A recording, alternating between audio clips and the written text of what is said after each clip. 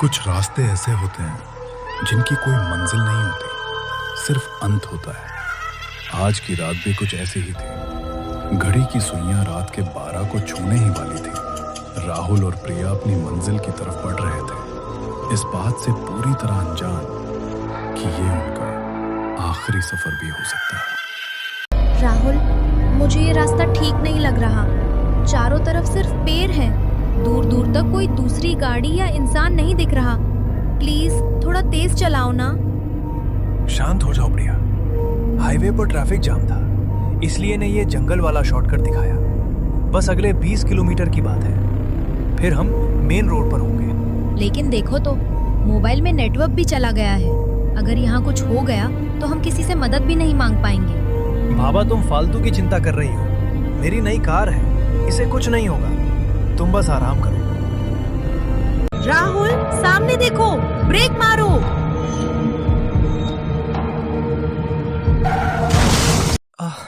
प्रिया, प्रिया आंखें खोलो। तुम ठीक हो? राहुल, मेरा पैर फंस गया है। बहुत दर्द हो रहा है। वो औरत कौन थी जो सामने आई थी?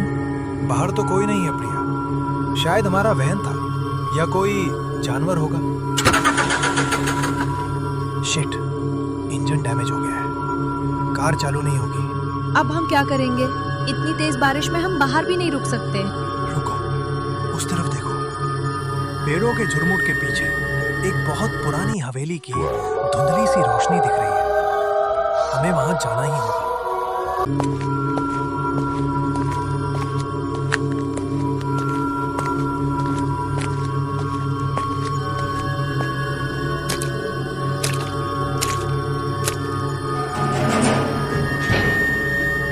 जब इंसान के पीछे मौत खड़ी हो तो वो बचने के लिए हर उस दरवाजे को खटखटाता है जो उसे सामने दिखता है। राहुल और प्रिया भी उसी भूल भुलैया में कदम रख चुके थे, जहां से आज तक कोई जिंदा वापस नहीं लौटा था। कोई है यहाँ? सुनिए, हमारी कार का एक्सीडेंट हो गया है। क्या हमें रात बिताने के लिए थोड़ी जगह मिल सकती है? हवेली में सिर्फ राहुल की आवाज गूंजती है, कोई जवाब नहीं आता।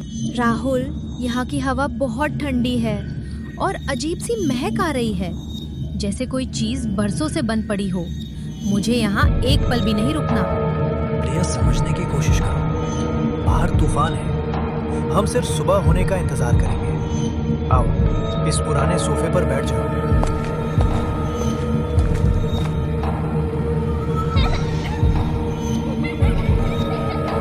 राहुल, सुना तुमने? ऊपर कोई है। कोई ऊपर कुछ भारी सामान खींच रहा है। शायद छत पर कोई जानवर होगा या हवा से कुछ गिरा होगा। तुम डरो मत। नहीं राहुल, वो किसी बच्चे की हंसने की आवाज थी। मैं सच कह रही हूँ, ये हवेली शापित है।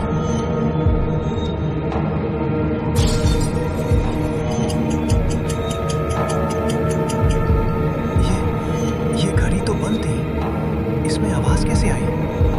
प्रिया, तुम यहीं रुको, मैं ऊपर सीढ़ियों से जाकर देखता हूँ कि कौन मजाक कर रहा है। नहीं राहुल, मुझे अकेले मत छोड़ो, मुझे बहुत डर लग रहा है। मैं बस 2 मिनट में आया प्रिया, हिम्मत रखो। कौन है यहाँ? सामने आओ। नीचे हॉल में बैठी प्रिया को अचानक महसूस होता है कि उसके पीछे कोई खड़ा है। एक ठंडी धूप उसके गले में लगती है। वो धीरे से पीछे मुड़ती है। प्रिया के ठीक पीछे वही एक्सीडेंट वाली औरत खड़ी है, लेकिन अब उसका चेहरा भयानक रूप से कटा हुआ है और आंखें पूरी सफेद हैं। राहुल, बचाओ! प्रिया की चीख सुनकर राहुल नीचे की तरफ भागने की कोशिश करता है, लेकिन अचानक सीढ़ियों का दरवाजा अपने आप जोर से बंद हो जाता है। राहुल दरवाजा पीटने लगता है। प्रिया, प्रिया, मैं आ रहा हूँ, दरवाजा खोलो। नीचे हॉल में वो भयानक साया हवा में तैरते हुए प्रिया की तरफ बढ़ता है।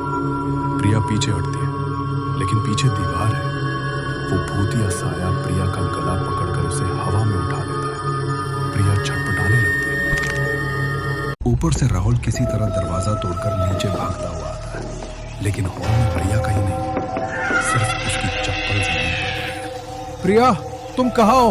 प्लीज सामने आओ, मुझसे मजाक मत करो। अचानक राहुल के ठीक सामने दीवार पर खून से लिखा हुआ दिखाई देता है, अब तुम्हारी बारी है। एक भयानक जोरदार अमानवीय चीख गूंजती है। राहुल जैसे ही पीछे मुड़ता है, स्क्रीन पर अचानक वो भयानक चेहरा उस तूफानी रात के बाद ना तो राहुल मिला और ना ही प्रिया। अगर कभी आप भी उस जंगल के रास्ते से गुजरे तो याद रखना, उस हवेली का दरवाजा आज भी खुला है, किसी नए मेहमान के इंतजार में। Thanks for watching my horror video. ऐसे ही हॉरर वीडियो देखने के लिए हमारे चैनल को सब्सक्राइब करें